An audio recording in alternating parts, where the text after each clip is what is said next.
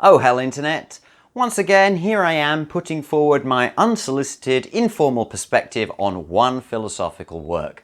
This time by Hannah Arendt, who I would definitely describe myself as influenced by. This is the fifth essay from the 1961 collection Between Past and Future. I would really like to tackle the heart of that book, the third and fourth essays, but that is a much bigger project for another time. Characteristically for Arendt, the crisis in education follows on from the loss of tradition, which is inevitable, but is not going to give humanity a comfortable entry into the modern world.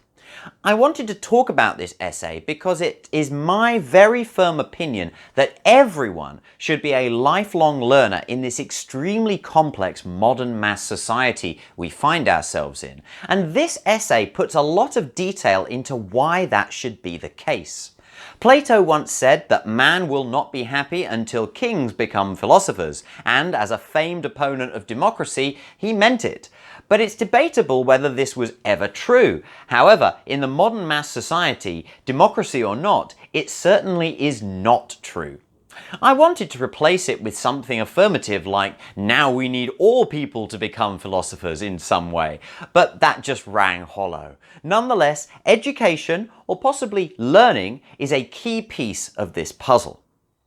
Arendt's prose is dense and hard to read, but also poetic and powerful. I hope I have parsed it correctly here, and there are a few places I'm not sure. I admit I have added the occasional comma or omitted an occasional word to aid quotability. I welcome any comments that people may have. I also hope I managed to put my perspective across in a way that is clear to listeners, but I claim no authority. I'm going to start with an executive summary to lay everything out, and I'll also post this separately as a shorter video for those who don't want to watch the full essay. If you are watching that executive summary, then the full version is here. The crisis in education is in 4 parts, which are not titled, but which I will call Part 1, the cultural background, Part 2, 3 faulty assumptions, Part 3, the nature of education, and finally Part 4, education and modernity. In Part 1, Arendt reviews her arguments from earlier in the book about the loss of tradition in the modern world and how this is creating a number of different crises as we enter into the mass society. And side note, Arendt's use of the term mass society is absolutely the basis for the term modern mass society, which I've used in recent videos. The crisis of education is in American schools, which is Arendt's primary focus in the United States, and this is the slipping of standards that we see to this day, but not just in that country. The crisis of education could be seen as fairly minor in among the other crises of the modern world, but it's actually fundamental because of its relationship to natality.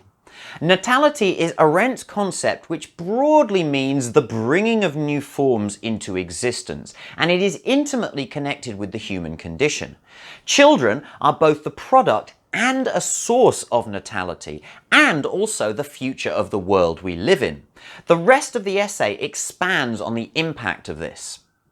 In Part 2, Arendt says that the crisis in education has come mainly out of 3 faulty assumptions in the way that education has developed across the modern world.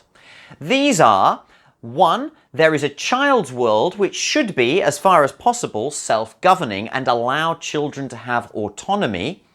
2. That teaching is a skill which is separate from the content to be taught and in many ways is more important than the content.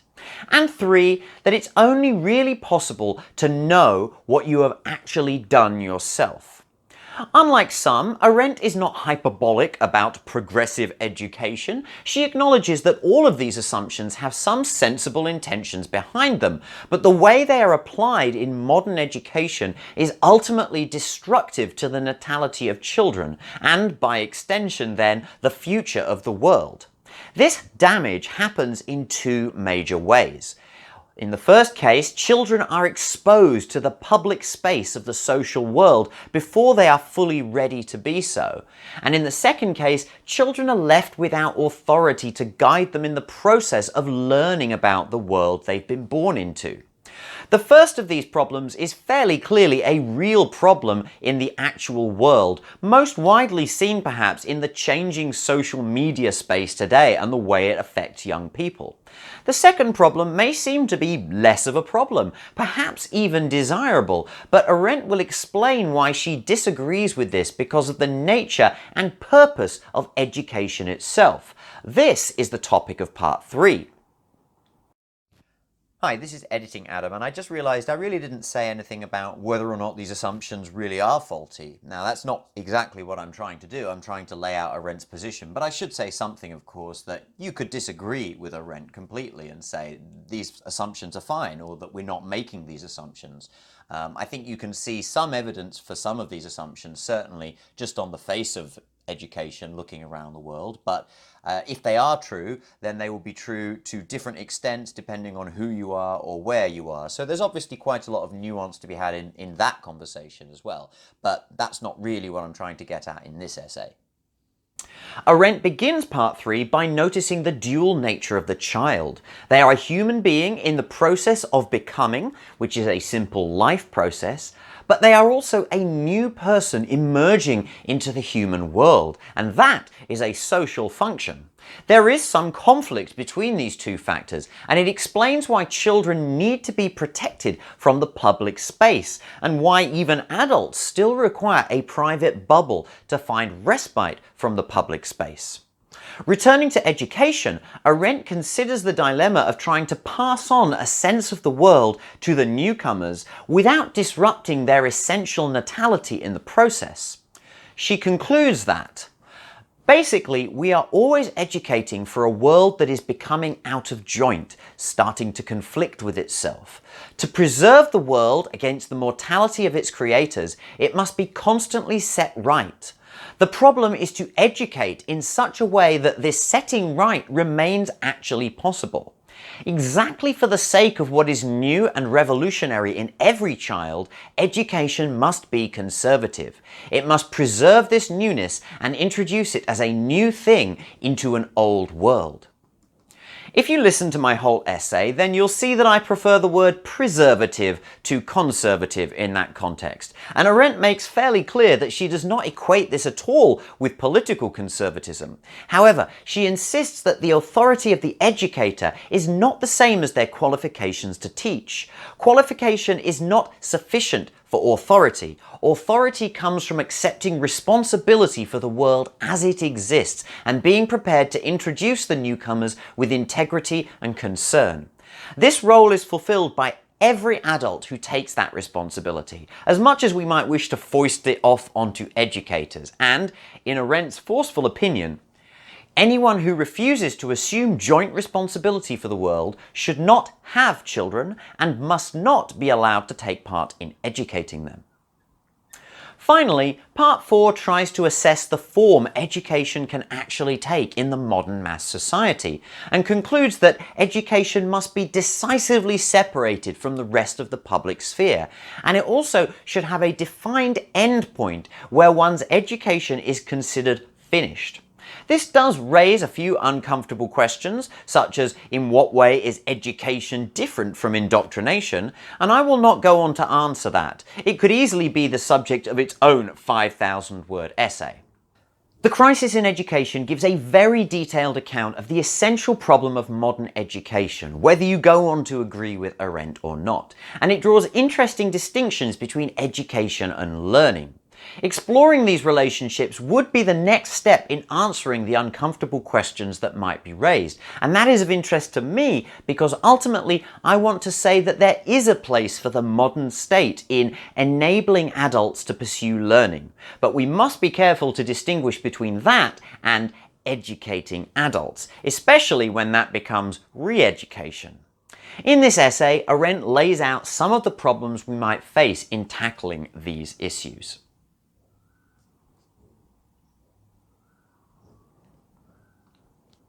Part 1 of the essay is the cultural background, and I won't say too much more here than in the summary above. Arendt begins by reviewing what she has set up in the earlier essays. Throughout history, tradition maintained between generations has made up cultural heritage, and cultural heritage is what endures over the longer term and provides people with an identity.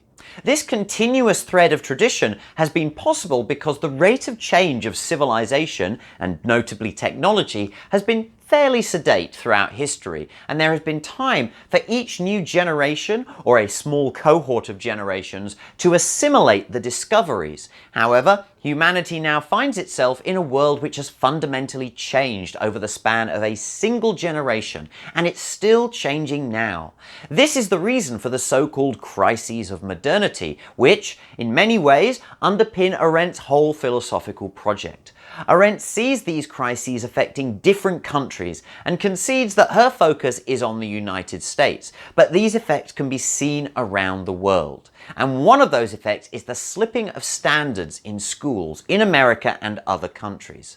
It could be seen as one of the lesser problems of the crisis of modernity, but Arendt says it is fundamental because education has a complicated relationship with natality, the bringing of new forms into existence.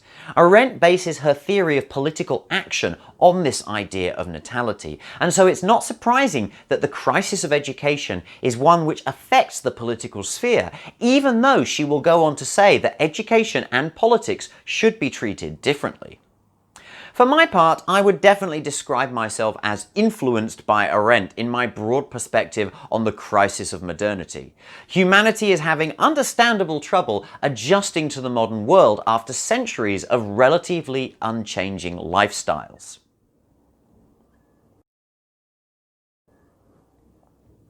In the second part of the essay, Arendt pinpoints 3 faulty assumptions which have led to this degraded state of affairs in education. According to her, these 3 beliefs are incorrect. 1. That there is a child's world which should be, as far as possible, self-governing and give children autonomy. 2. Teaching is a skill which is separate from the content to be taught and is more important than that content. And 3, that it's only possible to really know what you have done yourself. The first assumption is faulty because it removes the authority of the adult, which might seem like it would support Arendt's goal of preserving newness, but it leaves the child at the mercy of the tyranny of majority among their very inexperienced peers.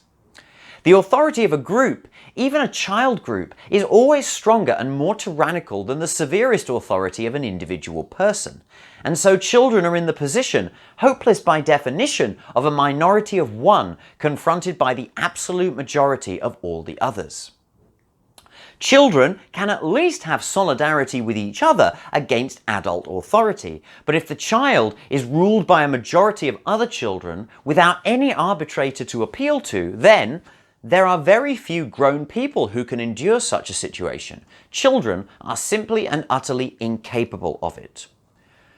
Putting children in this terrible situation ignores the fact that children are new lives who need time to learn about the vital process they've been born into before they are forced to become active persons in the public space of our shared world.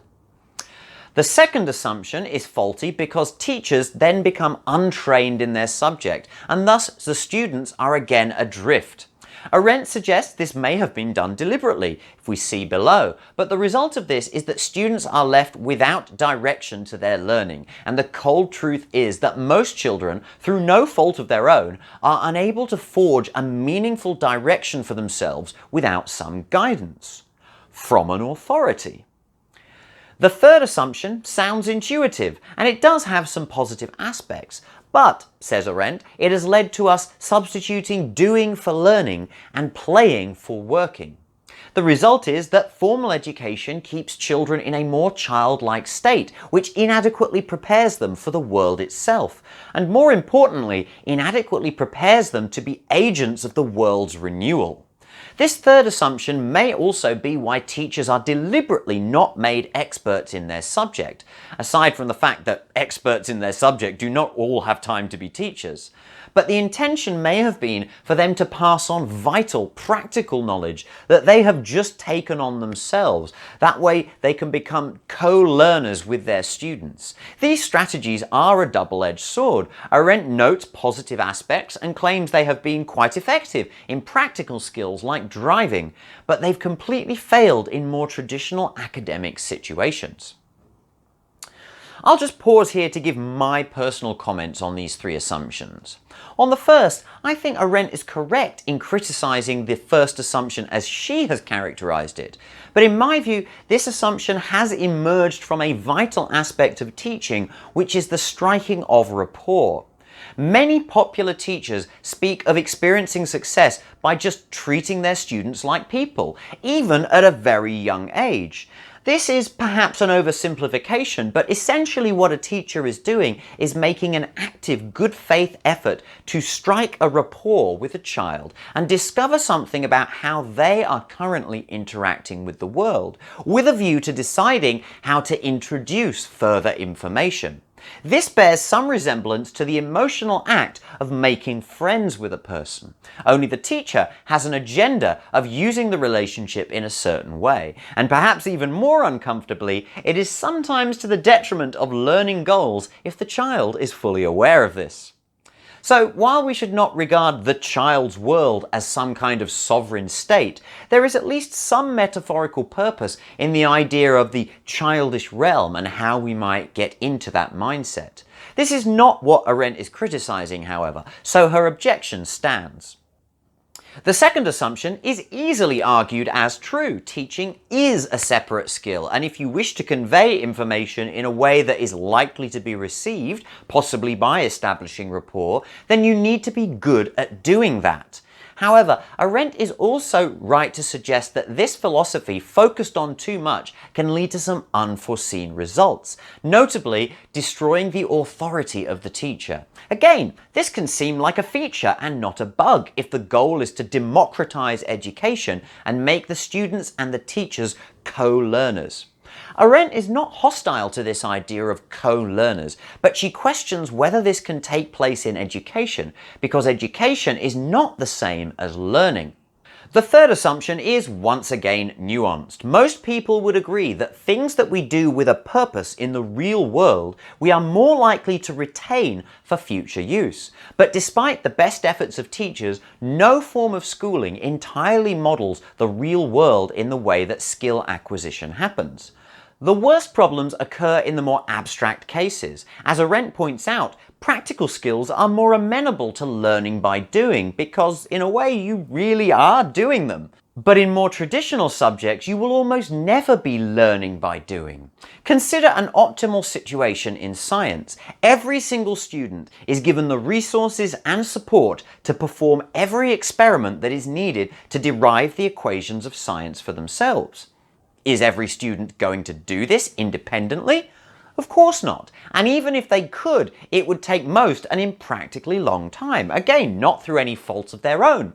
But as soon as educators start to give any meaningful support, they signal to the child that they are passing on information that is previously known, and hence the child becomes aware that they are doing nothing new. No new action is being taken in the public space.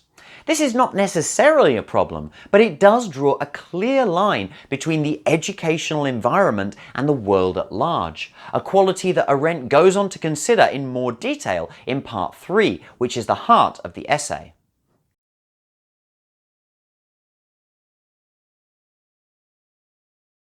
The nature of education for Arendt comes out of the dual aspect of the child. Children are new persons in our civilization, and at the same time, they are human entities in the process of becoming. The child shares the state of becoming with all living things. The child is a human in the process of becoming, just as a kitten is a cat in the process of becoming. But if the child were not a newcomer in this human world, education would just be a function of life that all animals assume in respect of their young. Because they have this dual aspect, children's need to become humans can sometimes conflict with our need to show them the world, which is a term Arendt tends to use to stand for the civilization that humans have built. Because the child must be protected against the world, their traditional place is in the family, whose adult members daily return from the outside world and withdraw into the security of private life within four walls. This private space, away from the public space of the world, is not just important for children, but is required as a place of safety for all individuals. The next point is quite subtle. In the public world, common to all, persons count, and so does work, but life qua life does not matter there. The world is a place where things are done, work and public action is taken. This is how we build our world, and it respects the individuals that build it and their efforts, but it has no care for the sanctity of life, and this is why the public space is so damaging to children. They are not yet whole human lives, and they cannot withstand the pressure of the public space. Arendt hypothesizes that this is why children of celebrities often turn out badly, but her main point shows the flaw in assumption 1 above. Exactly the same destruction of the real living space occurs wherever the attempt is made to turn the children themselves into a kind of world, as per assumption 1.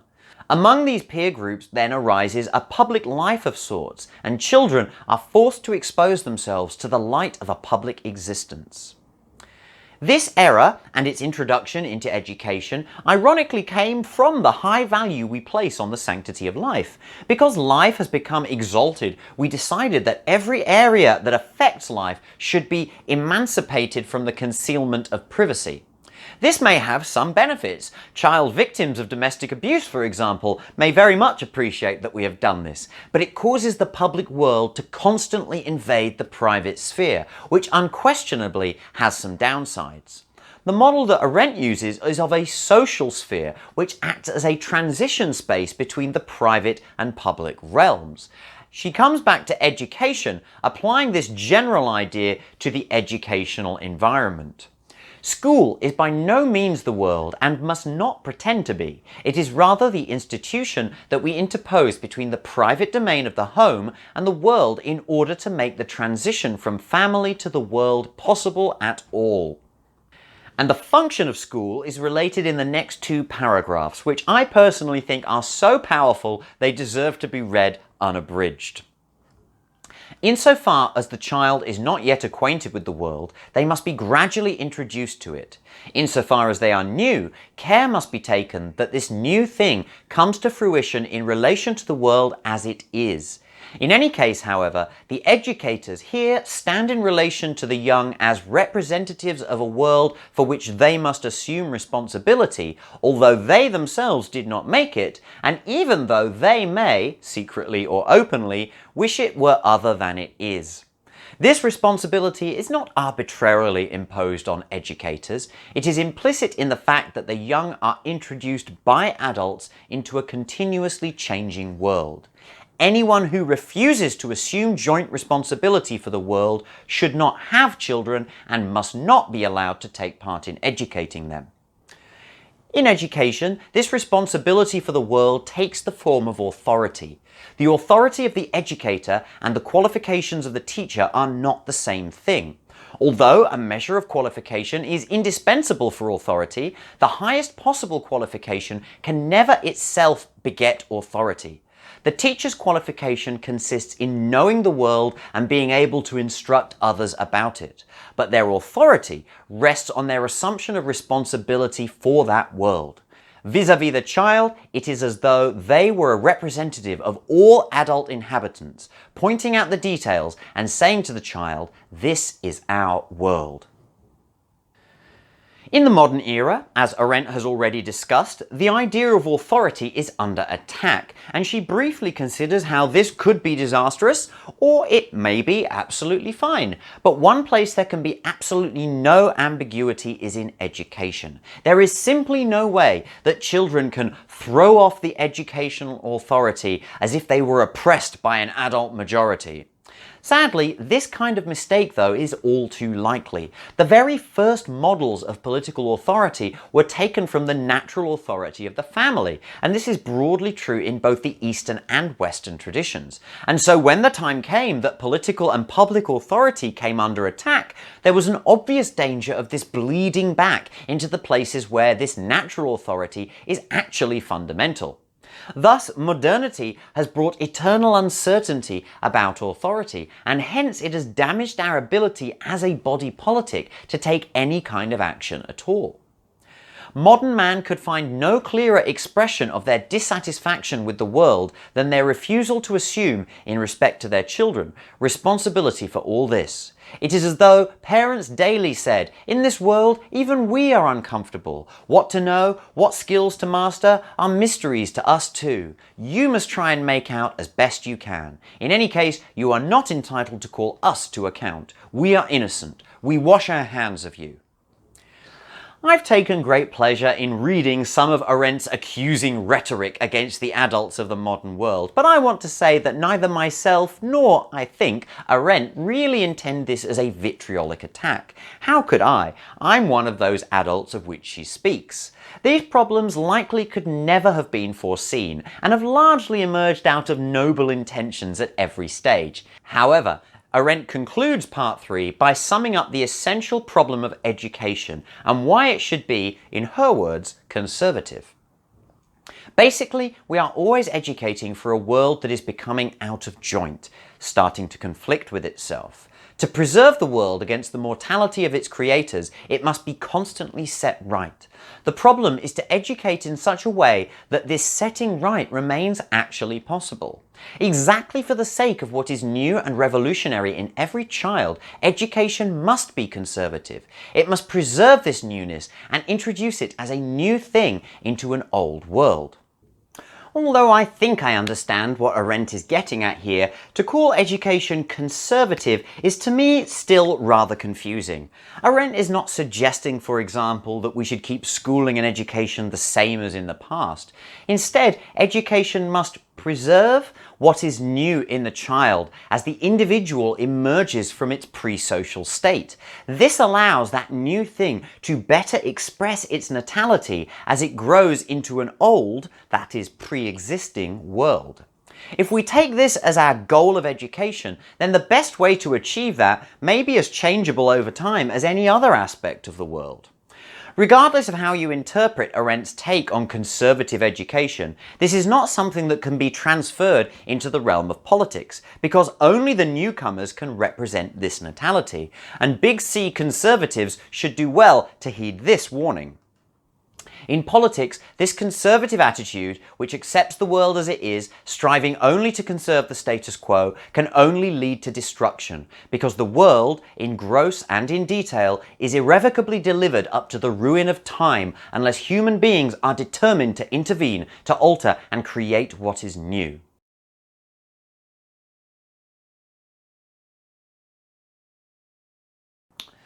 The decline in education has come out of the decline in authority, which in turn has come out of the decline in tradition. Tradition, as we stated above, is the method by which humanity has, until now, built cultural keystones over time. Tradition was the Roman model, which Arendt repeatedly invokes as the de facto root of the Western cultural edifice. The Romans took the past as their model of society because even those who broke the mold and created new things did so within a margin that the rest of society could still see the value of. And within a generation or two, these ideas were accepted into the cultural heritage. In this context, educating the next generation was comparatively easy. To educate, in the words of Polybius, was simply to let you see that you are altogether worthy of your ancestors. And in this business, the educator could be a fellow contestant and a fellow workman, because they too, though on a different level, went through life with their eyes glued to the past. This sense of fellowship supports a student-teacher rapport over a shared sense of wonder in the idea of learning, and the teacher's authority is thus derived from the past itself. In passing, we can note that being worthy of one's ancestors does not also require that we emulate them exactly. But the coming of modernity has changed all of this. Famous early examples might be Galileo or Copernicus, people whose cultural contributions were so radical that they could not be fully assimilated until generations later. Today, the changes we're seeing are not all of that magnitude, but they are constant and show no signs of slowing down. And for Arendt, this forces our hand. Today, however, we are no longer in the Roman position, and it makes little sense to act as if we still were. Wherever the crisis has occurred in the modern world, one cannot simply go on, nor yet simply turn back. Such a reversal will never bring us anywhere except the same situation out of which the crisis has just arisen. On the other hand, simple, unreflective perseverance, whether it be pressing forward in a crisis or adhering to the routine that blandly believes that the crisis will not engulf its own particular sphere of life, can only, because it surrenders to the course of time, lead to ruin.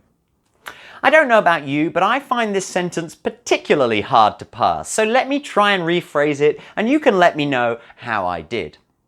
Now that the Roman model of tradition is not viable anymore, our actions leading up to this crisis cannot continue, but we also cannot just go back to tradition either. Trying to go back will only lead us in a circle back to the crisis. But continuing with our present course could be either A, doubling down on the bad strategies that have led us here, or B, imagining we can ignore this crisis. Either one will lead to disaster because both refuse to be renewed. Arendt is wrapping up now and sums up her view on recreating education in the light of this crisis. The problem of education in the modern world lies in the fact that, by its very nature, it cannot forego either authority or tradition, and yet it must proceed in a world with neither.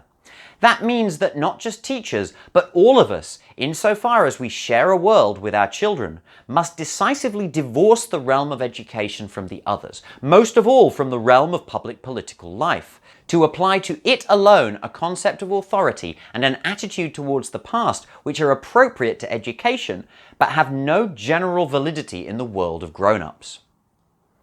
Arendt notes two direct implications of this solution. One, that we should be clear that school is about teaching children about the world, not about teaching them how to live. And two, that the separation of the educational realm shows that one can neither educate adults nor treat children as though they were grown-ups. It is left for us then to decide exactly where to draw that line between child and adulthood, which is something that also changes over time. Arendt suggests that education is something that should have a well-defined endpoint, the end of general education about the human world. This decision, says Arendt, is the responsibility of all adults, or at least all those who are prepared to accept the responsibility, and not just those who are educators. What concerns us all and cannot be turned over to the special science of teaching is the relation between grown-ups and children in general, or, putting it in even more general terms, our attitude towards the fact of natality. The fact that we have all come into the world by being born and that this world is renewed through birth. This is where the rubber hits the road. Natality is a fundamental aspect of the human condition, and it is one that crosses the boundary between the currently living adult generation and the next one who are emerging from the primordial realm. This is why the crisis in education is such an important aspect of the crisis of modernity, because it does strike at the very heart of what makes our society function. For my part, and to conclude this essay, I want to mildly disagree with Arendt. I don't think it's true that you cannot educate adults, or rather perhaps I believe that modern adults, all adults, should accept that they cannot just abandon education at the age of 16 or 18 or whatever and just kind of muddle through life from there. That is the default position in the world today for everyone, including myself, and it is an old world mindset. Perhaps what I'm calling education, Arendt would call learning, and I would certainly favour that all adults be lifelong learners rather than requiring continued education. But I think I might still be intentional tension with Arendt somewhat, because I think there is a place for the modern state in helping to allow learning to continue throughout life. Believe me, I'm well aware of the dangers of state education, especially of adults, and if it becomes state re-education, then of course it can become something truly monstrous. But answering this is its own 5,000-word essay. But let me try and put a kernel of it into the last 200 words here. Biologists and social scientists have long since realized that the human brain is not fully matured until the age of around 25, and that many of the last things to develop are the parts of the prefrontal cortex that have to do with our most nuanced behaviors. This is precisely because there are so many aspects of the social space. We need 25 years to really lock them down and understand them in our own cultural context. This is the outmoded model, and we're fighting against evolution here. The mental wiring I mentioned above tries to make us believe exactly that. But in today's rapidly changing world, it is sheer madness to suppose that the ideas and cultural markers that we lay down in our 20s will adequately serve until our death. And that is why, if we wish to create a new incentive towards being able to ride this cultural wave into the modern mass society, then it's essential that adults of all ages accept they should continue learning, a lifelong process. For me, it would seem sensible that the state should expend resources in a good faith effort to enable this, giving people the opportunity to take time, look around and see that this is our world. Okay, I think we're good. Or at least, I think that's where I'm stopping.